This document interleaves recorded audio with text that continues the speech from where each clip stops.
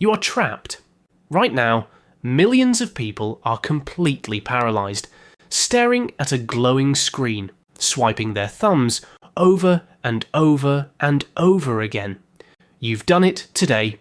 I've done it today. We call it the infinite scroll. It feels like a natural law of the internet, like gravity or weather, but it's not. It was invented by one single man in a tiny office in 2006, and his invention changed human behaviour on a planetary scale. It generates billions of dollars. It keeps you awake at 2 a.m. But the most shocking part, the man who created it is utterly terrified of what he built. He says it's wasting hundreds of thousands of human lifetimes every single day. So how did a simple piece of code hijack the human brain? And more importantly, how do we escape it? To understand the trap, we have to go back to the ancient year of 2006. Meet Asa Raskin, a brilliant user interface designer. His father actually started the Macintosh project at Apple. So, making technology user-friendly was in his blood.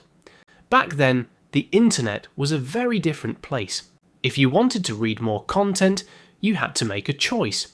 You had to physically click a button that said Next Page, or the number 2. This is called pagination. And Asa hated it. He thought, why should the user have to click? Every click is friction. Every click is a tiny barrier. He wanted the web to flow like a river. So he wrote a clever piece of JavaScript code. When you scrolled near the bottom, the next page would just load automatically. No clicking, no waiting, just pure, uninterrupted content. He called it the infinite scroll. He thought he was doing the world a massive favour. He calculated that clicking next took about a second. By removing it, he was saving humanity millions of seconds. A noble goal, right? Wrong. Because Asa missed one critical flaw in human psychology. And to understand it, we need to leave the tech world and go to a laboratory where a scientist is doing something incredibly weird with soup. In 2005, a researcher named Brian Wansink ran a famous experiment. He invited people to eat tomato soup. Half the people got normal bowls of soup, but the other half got special, rigged bowls. These bowls had hidden tubes connected to a massive vat of soup under the table.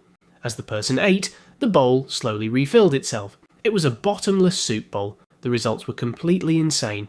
People with the normal bowls ate about 9 ounces and stopped, because the empty bowl was a visual cue, a signal to the brain saying, "You are done."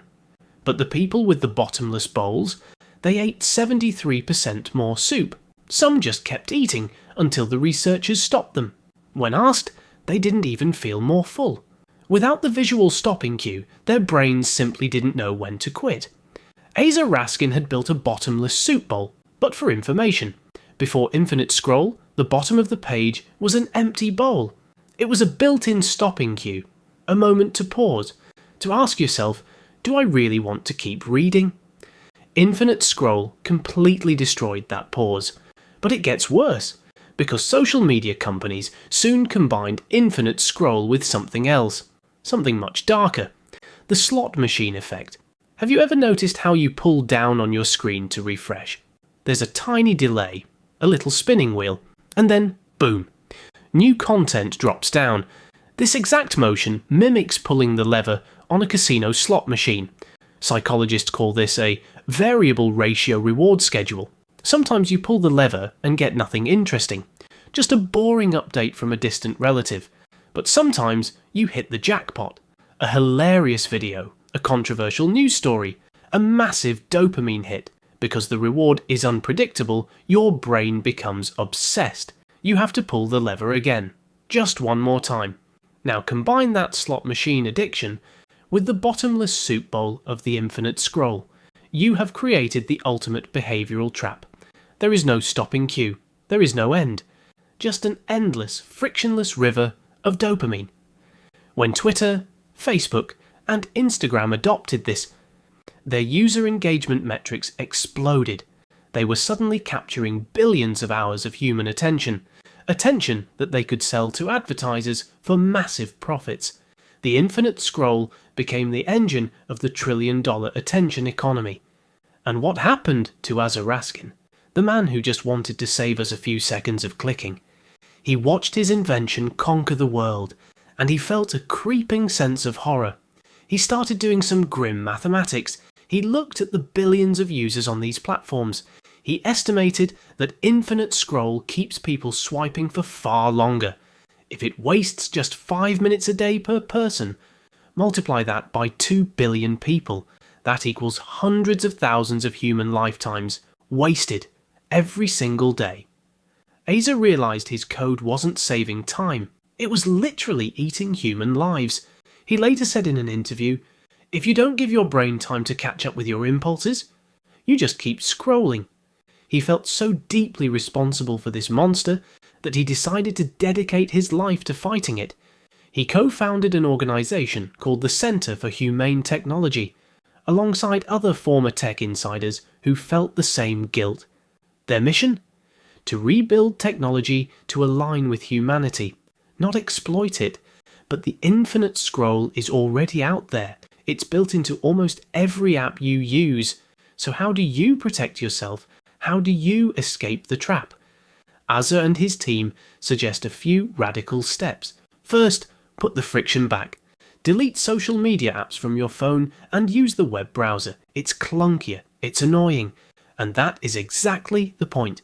That annoyance is your new stopping cue. Second, turn your phone screen to grayscale.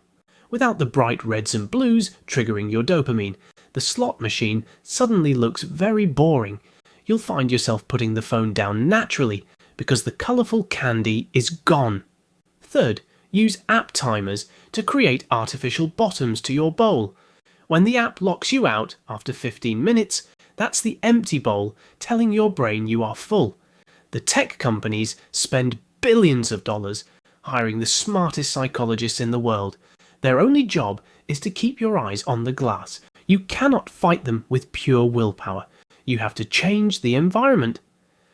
Asa Raskin opened Pandora's box because he wanted to make things easy. But sometimes easy is dangerous. Sometimes we need friction to remind us that we have a choice. The next time you find yourself deep in a scrolling trance, remember the bottomless soup bowl, put down the spoon, and step away from the table.